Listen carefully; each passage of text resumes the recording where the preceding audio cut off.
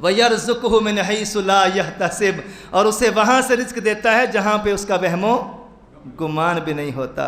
چند لمحے پہلے جو ملازم تھا اب مالک بن کے بیٹھ گیا ہے، اس نے کبھی سوچا بھی نہیں تھا، اس نے کبھی خیال بھی نہیں کیا تھا، اور اللہ کا وعدہ کل بھی سچا تھا، آج بھی سچا ہے اور قیامت تک سچا ہے۔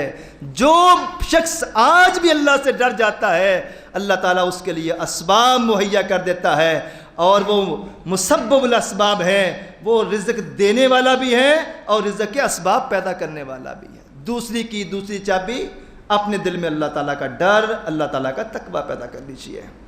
تیسری بات، توکل، اللہ پہ بھروسہ، یہ بہت بڑی چیز ہے۔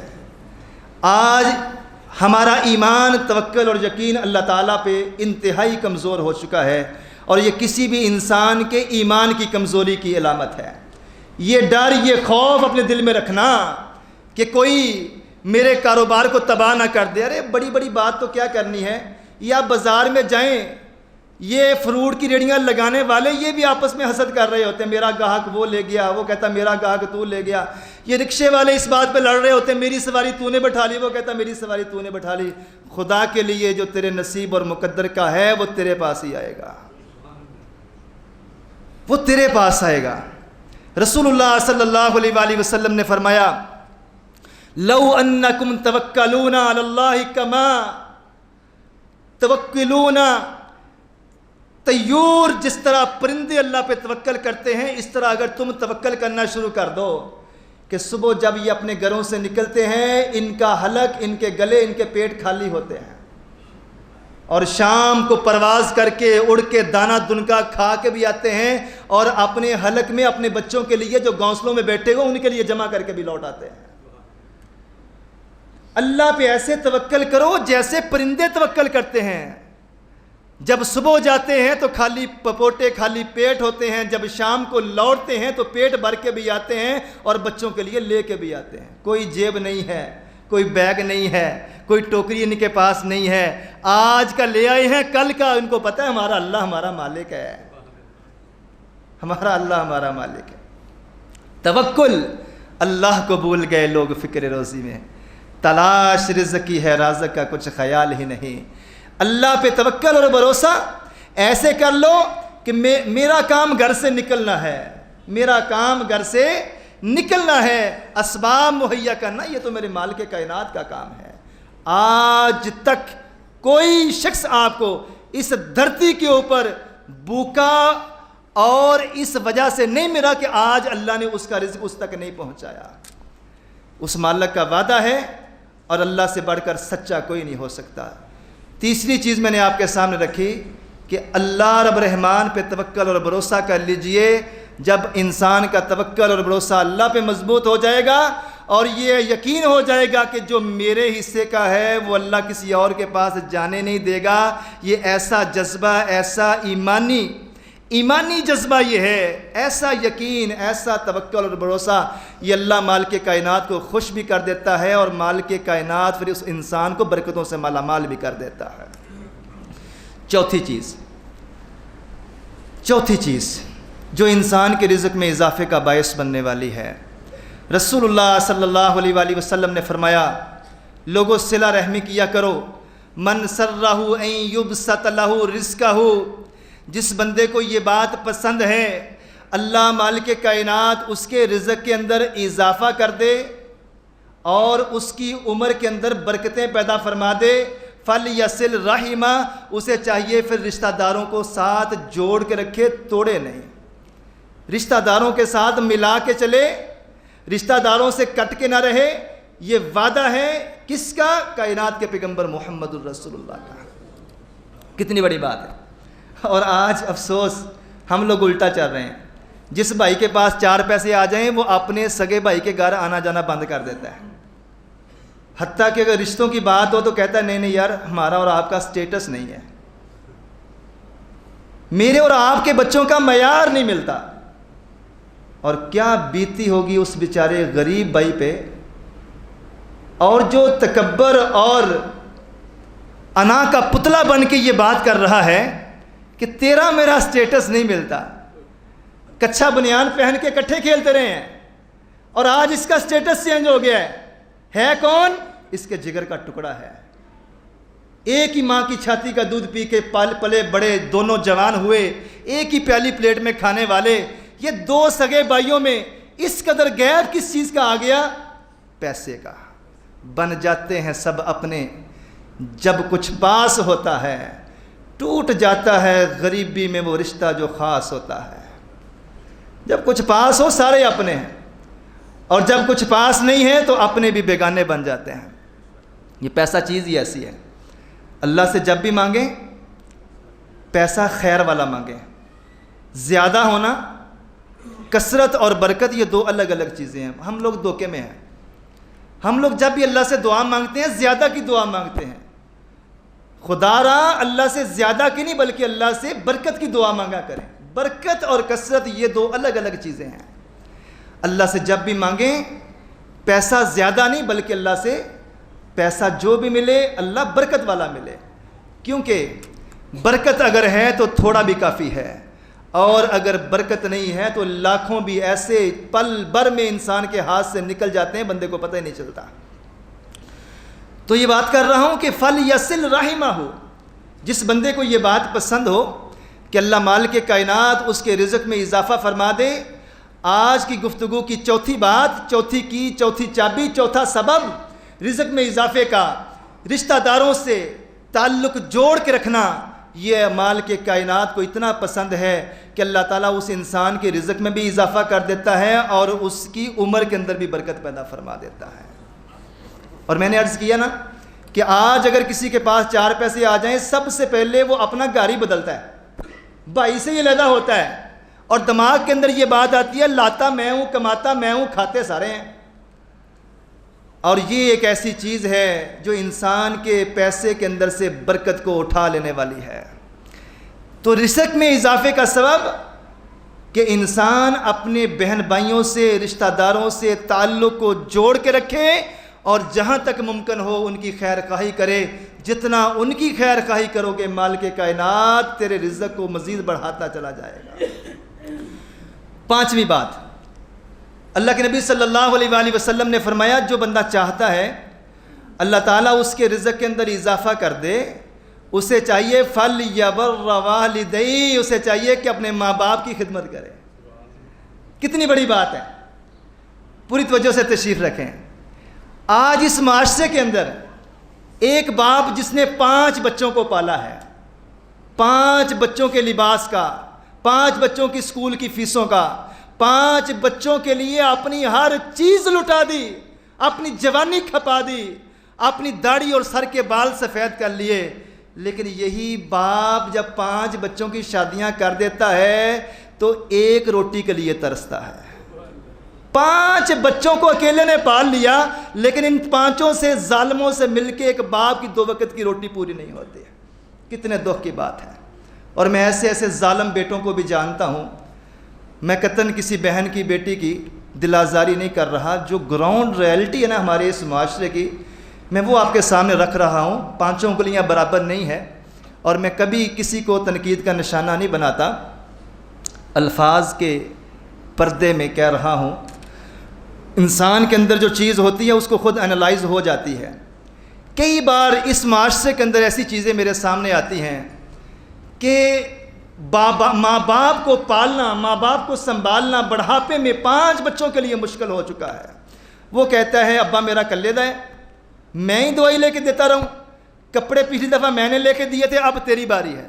یعنی کہ باپ جو اپنے بچے کے کان میں معمولی درد ہوتی تھی اس کو ہاتھوں پہ اٹھا کے بھاگا پھرتا تھا، اس کے بچپنے میں باپ کی نیندیں حرام ہو جاتی تھی، ماں رات کو ایک لمحے ایک پل کے لیے سو نہ پاتی تھی، لیکن آج جب وقت آیا ہے ماں باپ کو سنبھالنے کا اولاد منہ پھیر لیتی ہے، یہ تو جیتے جی مر جاتے ہیں بیچارے۔ اور کتنے دکھ کی بات ہے۔ خاص طور پہ میری یہ بات نوجوان ضرور سنیں، خدا کے لیے بیوی کو بیوی کی جگہ پہ رکھیں، ماں کو ماں کی جگہ پہ، باپ کو باپ کی جگہ پہ، بیٹوں کو بیٹوں کی جگہ پہ۔ کبھی بھی ایسا نہ کریں جو آپ کے ماں باپ کا حق ہے وہ آپ اپنی بیوی کو دے رہے ہیں۔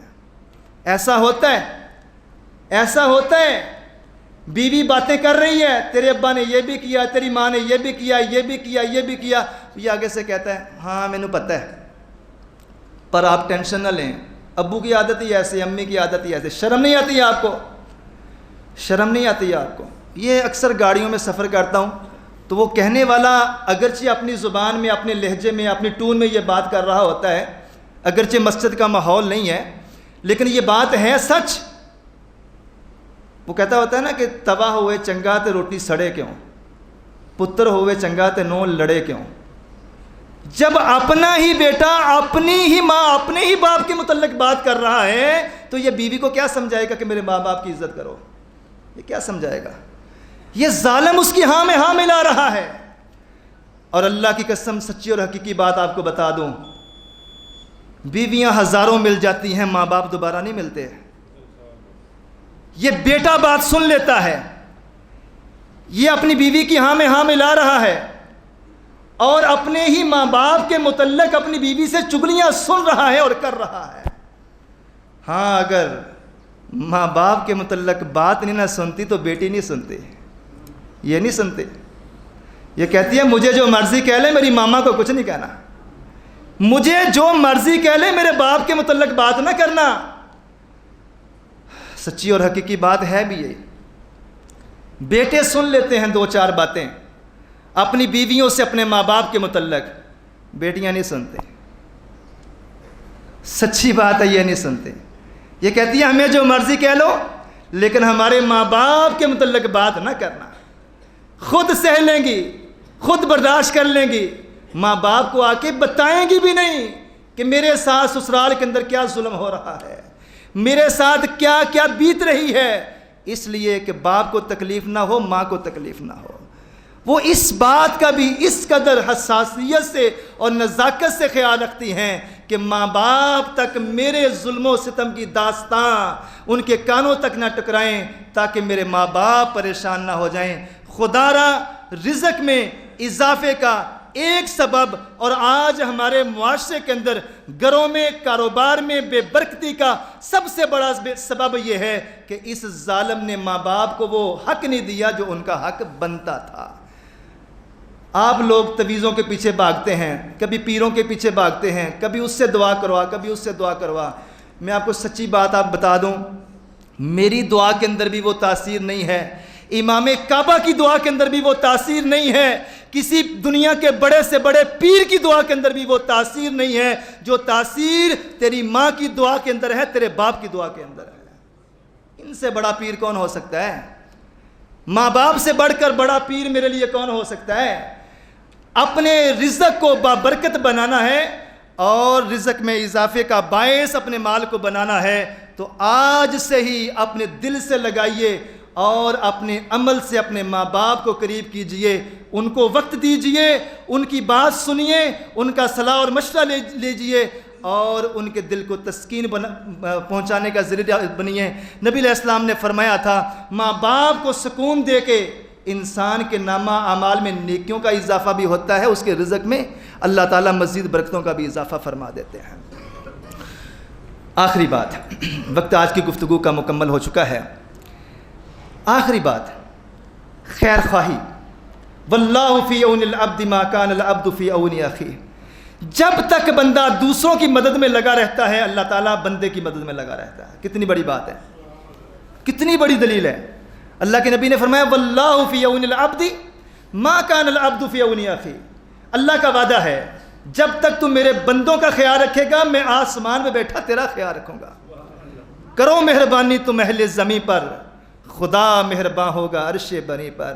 اپنے دسترخوان کو کھلا کر لیجئے، اپنے دل کو غنی کر لیجئے، دماغ کو وسعت دے دیجئے.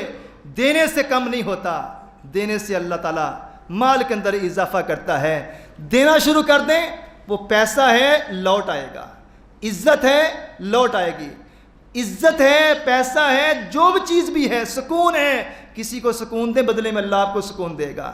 پیسے کی شکل میں کسی کی مدد کر سکتے ہیں، کریں، بدلے میں اللہ آپ کو اور عطا فرما دے گا. اور صدقہ خیرات، صدقہ.